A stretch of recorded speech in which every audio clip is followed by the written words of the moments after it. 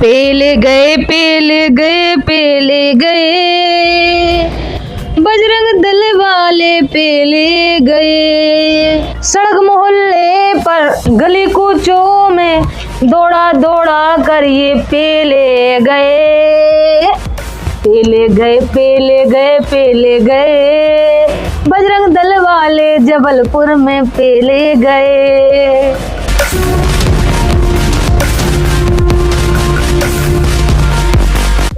भाइयों, आज का जो जानकारी भरा वीडियो हम लेकर आए हैं, उसको देखने के बाद आपकी भी आंखें भर आएंगी, आपकी भी आंखें झलक उठेंगी। अपने ही बजरंग दल वाले भाइयों की किस तरीके से कुटाई हुई, किस तरीके से पिटाई हुई, आप भी देखकर दुखी हो जाएंगे। भाइयों, सबसे पहले अपने बजरंग दल के भाइयों कार्यकर्ताओं की कुटाई, पिटाई, चिटाई और लिटाई देखने से पहले परमेश्वर कबीर की एक वाणी से परिचित हों। परमेश्वर कबीर कहते हैं, कबीर इस संसार को समझाऊं के बार, ये पूंछ पकड़ते भेड़ की और उतरा चाहे पार। परमेश्वर कबीर कहते हैं, मन तू पावेगा अपना कियारे, भोगेगा अपना कियारे। बजरंग दल वालों ने क्या पाया है और क्या भोगा है, उससे परिचित करवाएंगे आज आपको। भाइयों, एक घटना है रविवार 23 नवंबर 2025 की, जबलपुर के मानस भवन में एक कार्यक्रम के दौरान बजरंग दल के कार्यकर्ताओं की सरेआम कुटाई और पिटाई हुई। हंगामा बढ़ने पर कार्यक्रम में मौजूद लोगों ने हिंदू संगठन के कार्यकर्ताओं की जमकर पिटाई कर दी, जिसके बाद स्थिति बिगड़ गई और इसके बाद कार्यक्रम में शामिल सभी लोगों ने बजरंग दल कार्यकर्ताओं की जमकर पिटाई की। लोगों ने बजरंग दल कार्यकर्ताओं की जमकर पिटाई की, मारपीट करते हुए अंदर से बाहर सड़क तक ले गए और सड़कों पर खदेड़ कर मारपीट की गई। तो पूरा मामला क्या है, अब हम आपको हिंदी में समझाते हैं। जबलपुर के मानस भवन में सम्राट अशोक का विजय दिवस मनाया जा रहा था, जिसमें एसटी, एससी, ओबीसी सभी जातियों के लोग शांति पूर्वक कार्यक्रम का आनंद ले रहे थे। भाइयों, जब भी कोई प्रोग्राम चलता है तो उससे संबंधित पुस्तकें और प्रदर्शनी लगाई जाती हैं। भाइयों, इसी बीच शांति पूर्वक चल रहे प्रोग्राम में अचानक से बजरंग दल के कुछ लोग उछलते कूदते आधमकते हैं और उन किताबों पर, जिनमें संविधान की किताब भी शामिल थी, इन पर आरोप भी लगा है कि उस संविधान की किताब के इन्होंने कुछ पन्ने भी फाड़े। तो संविधान की बात हमारे सामने जब यहाँ आया तो संविधान की बात आई तो कि भाई संविधान को लात मारे, और वो लेके भी यहाँ आ गए थे। 3-4 पन्ने उसके फाड़ भी दिए हैं। संविधान की किताब को कुछ असामाजिक तत्वों ने आके फाड़ा है। भाइयों, इनकी हुड़दंगबाजी यहाँ तक बढ़ गई कि कार्यक्रम में अंदर जाकर इन्होंने तोड़फोड़ करना चालू कर दिया और नारेबाजी भी जोर जोर से लगाना चालू कर दिया।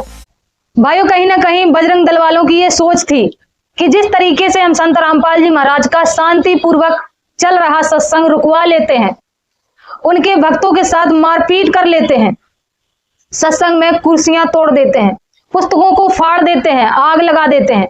बजरंग दल वालों ने सोचा, जिस तरीके हम संत रामपाल जी महाराज का शांति पूर्वक चल रहा सत्संग रुकवा देते हैं, बंद करवा देते हैं और संत रामपाल जी महाराज के भोले भाले भक्तों को पीट कर भगा देते हैं, बजरंग दल वालों ने यहां पर भी यही सोचा कि जबलपुर में सम्राट अशोक का आयोजित कार्यक्रम भी हम उसी तरीके से बंद करवा देंगे और उनके कार्यक्रम करने वाले लोगों को भी पीट कर भगा देंगे। यही भूल थी बजरंग दल वालों की सबसे बड़ी। भाइयों, संत तो संत होते हैं और संत रामपाल जी महाराज तो महान संत हैं। उन्होंने अपने भक्तों को सिखा रखा है कि बेटा शांति से जीना है, शांति का परिचय देना है, किसी से भी लड़ाई झगड़ा नहीं करना है।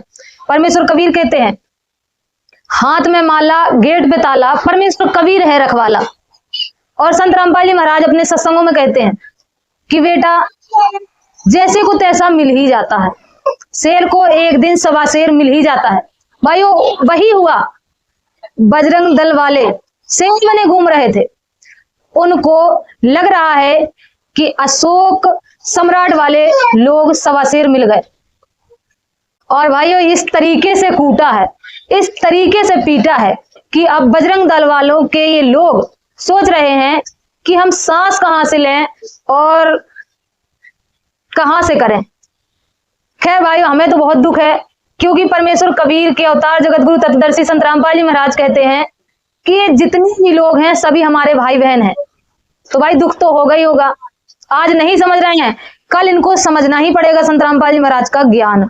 भाइयों, काश इन्होंने गोस्वामी तुलसीदास जी महाराज की रामचरितमानस का अध्ययन ठीक से कर लिया होता, जिसमें उन्होंने कहा है, हुई है वही जो राम रचि राखा, होकर तर्क बढ़ावे शाखा। शायद श्री रामचंद्र जी ने यही रच रखा था, इसीलिए ये कूटे गए, पीटे गए और घसीटे गए। इस पर परमेश्वर कबीर कहते हैं, तुमने उस दरगाह का महल नहीं देखा, धर्म राय के तिल तिल का लेखा। भाइयों, इस तरीके की लड़ाई झगड़ा करने से ना ही किसी धर्म की रक्षा की जा सकती है, ना ही किसी जाति की, और ना ही समाज में सुधार आ सकता है। इसलिए हम सभी संत रामपाल जी महाराज के भक्त अनुयायी अपने चैनलों के माध्यम से दोनों पक्षों से अपील करते हैं कि शांति बनाए रखें, और साथ ही आग्रह करते हैं कि संत रामपाल जी महाराज के सत्संग, उनकी किताबें अवश्य पढ़ें, क्योंकि संत रामपाल जी महाराज समाज से ही नहीं पूरे विश्व से छुआछूत खत्म कर रहे हैं और सभी को एक बना रहे हैं। संत रामपाल जी महाराज का नारा है, जीव हमारी जाति है, मानव धर्म हमारा, हिंदू मुस्लिम सिख ईसाई धर्म नहीं कोई न्यारा। भाइयों, संत रामपाल जी महाराज समाज सुधार में सबसे उच्च स्थान प्राप्त करते हैं। तो भाई, संत रामपाल जी महाराज के सत्संग अवश्य सुने। इसलिए हमने अपने समाज में भी प्यार से रहना। जैसे आपको कोई गाली दे देता है, कोई बात नहीं, आपके अंदर उतनी ही वापस गाली देने की फिर अंदर से कसक होती है, तो फिर तो भी आप भक्त नहीं बने, अभी आप में साधुता आई नहीं है।